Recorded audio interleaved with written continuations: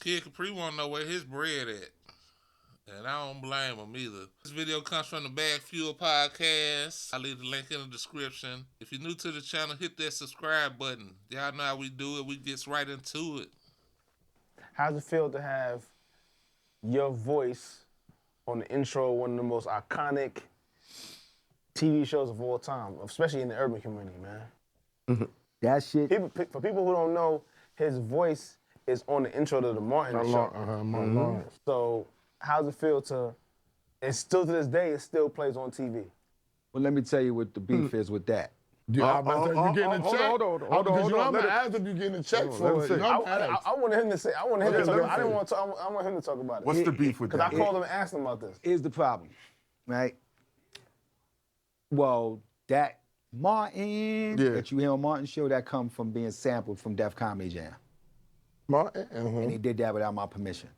Martin Lawrence. Yep, he's the Kid Capri used to be the DJ for Def Comedy Jam, just in case y'all didn't remember. So they own the rights to your voice? No. That's the problem. They don't.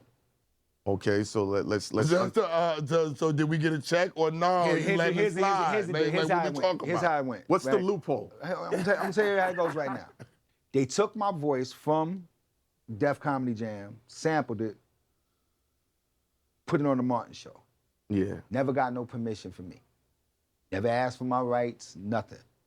This show been on 8 different networks for 30 years. Yeah, it's still going on. Now, if it was a money thing for me, I'd have been like, yo, where's my bread? Right?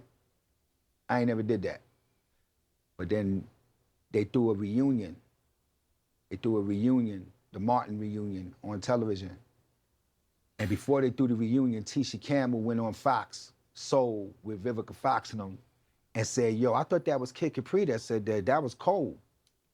I called Tisha Campbell right away. Yo, you were sadly mistaken, sister. Somebody misled you. That's me. Then Martin went on the show. When they did the reunion, Martin went on the show and said, yo, that wasn't Kid, that's such and such and such. They trying to cover up. It sound like they already know. You know, they might owe this man some money, and they trying to do damage control. Behind the scenes damage control. Let's try to kill them rumors. Y'all caught on, but we're gonna try to dampen that down. I got people. Now, first of all, that was the dumbest shit to say. Everybody knows it's me, number one. Number two, I got videos of this. And number three, all you had to do was just say, yo, kid, yo, we use this shit. Is it all right? Here's a bag. Is a situation or not? Kid, it was all right. Go do your thing. You go on your fucking show and say they me. So now they got an issue. So have you spoken to Martin? Now I ain't got to speak to them. Speak to them about what? I mean, if they're rewriting history in real time. Paperwork can solve that. That's what lawyers and paperwork can solve that. He's already saying, I was going to let it go. No. He's saying, I was going to let it go. He told me he was going to let it go. That's why. But being that they didn't give me no credit. No, they're rewriting history. It's not, they're rewriting history. It's not even you not giving me no credit. You saying it's another person that did it. You ain't been giving me no credit. That ain't nothing new. But now you saying it's somebody else that did it? And I'm going to tell you what happened. He must have thought that Kid Capri wasn't gonna last all these years. It sounded to me like Kid Capri probably was cool with it up until they tried to cover it up. You know, he probably was cool with it, but then don't try to come out and say that ain't me type shit. Yeah, I would probably be mad too. I was just some dude that was happy to be on a comedy show, and you know, I was what I was at the time, and I wasn't gonna stand the test of time. So at the time, they must have thought that, you know, that's what's gonna happen. He ain't gonna worry about it. You know? And it's not just Martin's fault. It's the companies that put it out. So we have an issue. Yeah, they definitely should have did that. Have you spoken to Stout? I spoke to Stout. You funny kid. My man is super Aquarius mode right now. He likes Stout. Nah, Stout's always a fair guy though. Yeah, I mean, he should be. Did he put out your album? He put out, no. I was signed to Columbia, right?